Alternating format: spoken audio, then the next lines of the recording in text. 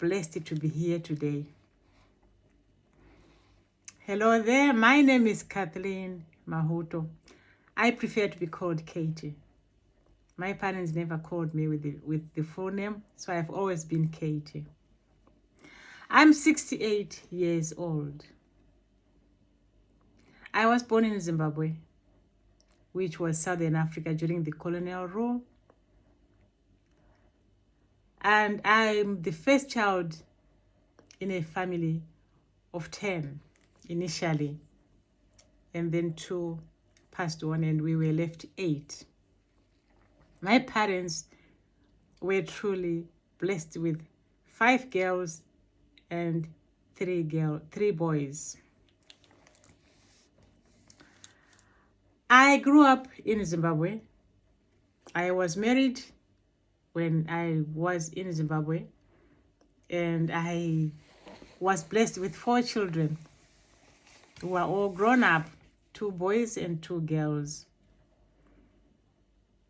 Amongst the 4 of them, I've got 12 grandchildren, and I've got 2 handsome boys who are my great-grandsons. So I'm truly blessed that I have seen my 3rd generation. I lived in Zimbabwe, and I was married young. I was 16 when I got married. I didn't go to school much to the secondary education. I only went up to upper primary, which was a standard 6-hour time during the colonial times. I couldn't proceed to school because my parents thought a girl child shouldn't be very educated, because after all, a girl child needs to know that one day a girl child is going to be married. So if they spend money sending a girl child to school, that means they are going to give other people the blessing of what you have actually acquired from them. So it was your husband to look after that. My parents didn't understand that empowering a girl child was giving her the power to move on in life and become a better person. So I got married at an early age at 16.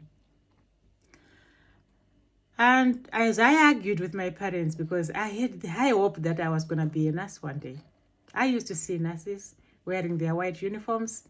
They're wearing their badges on their shoulders and nice belts, green, red, or blue. I used to admire that. And I had that dream that one day I was going to wear that uniform. I was going to wear that headscarf, but it all failed dismally. So after arguing with my parents that I was not going to the husband until they sent me to school, they agreed to send me to a homecraft school, where I went. And after 2 years, I came back and I had to go through the marriage, where I suffered abuse, where I suffered emotional abuse, and still I was having children. So I ended up with 4 children. And after having my 4 children, I had to go through a bitter divorce. So I tried my life. It never worked out with this marriage. I couldn't find the head and tail, although from my mother, she was a very strict mom. She wanted you to do the right thing, and she would teach you that if you're a woman or if you're a girl, this is how you walk. Katie, this is how you do things. This is how you wash your clothes, and this is how you iron. That was my mom. Very strict as I grew up young. And I really did the best of that training, because I believed I was supposed to be a better wife. But my husband never appreciated it. So things didn't work out and I got divorced. I thank God for my parents, because when they sent me to this homecraft school, it was something that was going to help me in my life as I journeyed through. Although I thought it was nothing. Just like any other child would think, oh, why would I go to a homecraft school? Of course, it was a miserable place to be, but that is where I was. And what I learned there, it took me up to where it got me through difficulties. It made me manage to look after my children, because my husband was never interested in looking after the children. The moment he moved out of the house, he got married while I was pregnant with my 4th child. So he never cared, really. And I couldn't, the court never enforced that law to say the husband should look after children. So it was like the mother has got to do that all the time. So I did go through it. And I looked after my children. That course at the Homecraft School did help me to sew the garments, do the crochet and everything. And meanwhile, I will be going to work as well during the day. And I realized at work that they really wanted me to do a GCO level, which I didn't do. I missed when I was young. So with my son, my first son, I managed to do the GCO level, because he started doing his Form 1. So I went with him, and he would teach me during the night when I come back from the night school. So everything went well. I passed, and my son proceeded to become a graduate. And then the others followed as well. They are all graduates now. They moved out of Zimbabwe, and I'm truly blessed with that. And I thank my parents for sending me to that school. It has made me who I am today. I can make my own garments. I can sell the garments if I want to. So it is something that I appreciate. So in 2003, I moved from Zimbabwe. I migrated to the United Kingdom, the beautiful London, as people know it.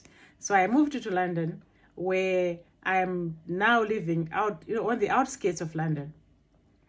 And I've been here since 2003. So in that period that I've been here, I did manage to realize and reflect on my life, what I had done, what I didn't do when I was young, and why I didn't do those things. And I became a very bitter person. I really didn't think everything was good.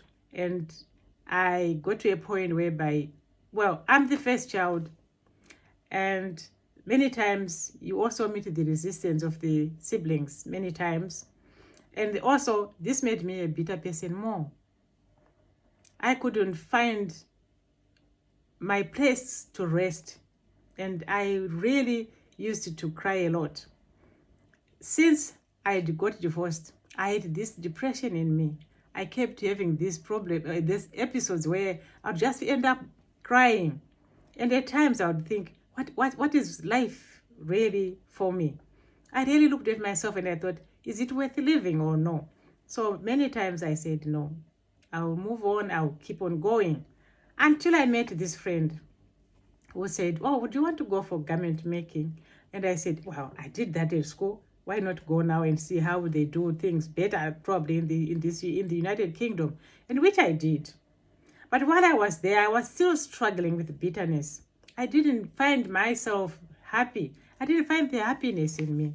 It was something which I really thought I would get married again, or I would try and find something else, but it never worked, because I thought if I move on and get married to someone with that bitterness, it was not going to work, because I'll be bitter.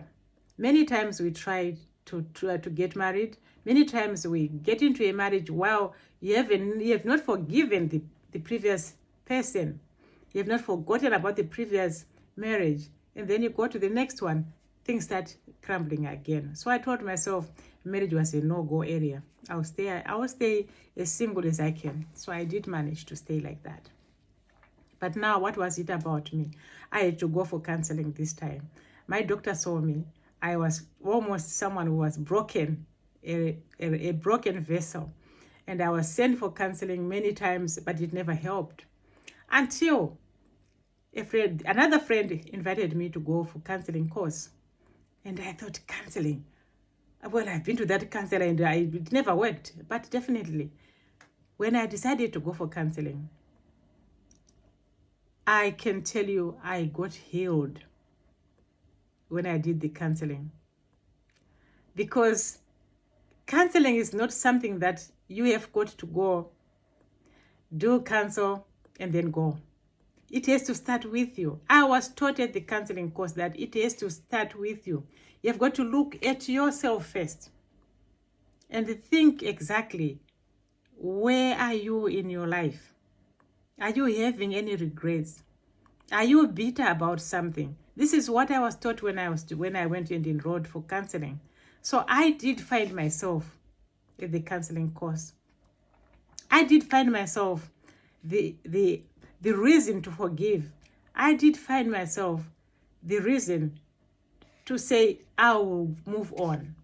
Because this is the word that I couldn't manage to move on. I couldn't find a place where I could rest and put my head down. I kept fighting and thinking one day. And mostly the thing that did hurt me was there was no one looking at how my life was. Although I appreciate I managed to look after my children. They went to school, better schools. They graduated. They started working. But I didn't look at it as an accomplishment until when I went for counseling. Then I started looking backwards. I even missed some of the great episodes where my son would go and he's going to be given a trophy, and I'd miss it. Because I also had this idea of thinking, well, it was just, he's just at school. Now I appreciate that counseling has brought me to the age that I've got to appreciate every child and to make sure that every child understands who that child is, and whatever they are going through, I'm there to help.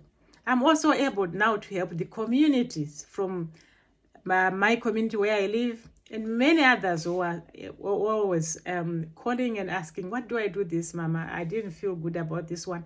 Because many times in marriages, if they don't work, people end up fighting. In marriages, people end up killing each other. In marriages, people get divorced just like what I did. But many times it is because we do not get to a point where we agree. We do not get to a point where if we are going for counseling, do we understand why we are going for that counseling?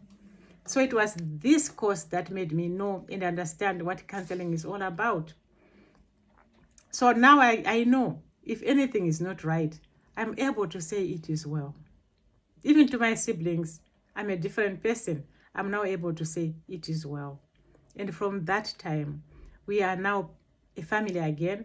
We speak here and there, and we share. Which is why I'm here to say that whatever pain, whatever reason why, what makes you sad, try and move on. And also from the point of a girl child, I want to tell you today, do not believe that if you're a girl child, you've got to sit on the corner. And parents as well. I have got an advice for parents. Please do not let your child get married at a young age. Let your child grow. Empower the girl child. Make that child understand who she is. Many parents, we get annoyed and then we leave the children alone without empowering them, without advising them, and we think they'll be fine. But at the end of the day, they are not. And it comes back to the parents as well. So today, I'm here to share my story and also to empower another girl child that as a girl child, you are a girl first. You become a girlfriend. You become a wife. But at the end of the day, on your life as a woman, be positive as a woman. And remember to walk the journey as a woman. If you are a mother, you bring a life into the world. Be there for your children and stand up for them. If you are in the world where you are supposed to be heard or to share something as a mother, be the voice of a woman, for a girl child. Be the voice of those children who need us. And be there for every child. It doesn't matter what color.